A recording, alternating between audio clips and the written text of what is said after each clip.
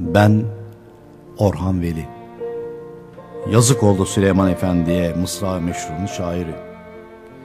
Duydum ki merak ediyormuşsunuz hususi hayatımı. Anlatayım.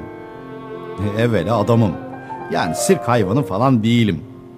Burnum var, kulağım var. Pek biçimli olmamakla beraber. Bir evde otururum, masa başında çalışırım.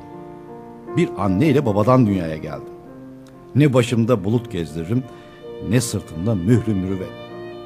Ne İngiliz kralı kadar mütevazıyım, ne de Bay Celal Bayar'ın ağır uşağı gibi aristokrat. Ispanağı çok severim. Puf böreğine hele bayılırım.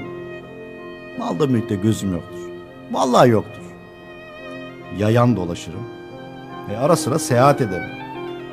Oktay Rıfat'la Melih Cevdet'tir en yakın arkadaşlarım. Bir de sevgilim vardır. Pek muteber. İsmini söyleyemem. Edebiyat tarihçisi bulsun. Ehemmiyetsiz şeylerle de uğraşırım. Meşgul olmadığım ehemmiyetsiz sadece şairler arasındadır. Ne bileyim, belki daha bin bir huyum vardır. Ama ne lüzum var hepsini sıralamaya. Onlar da bunlara benzer.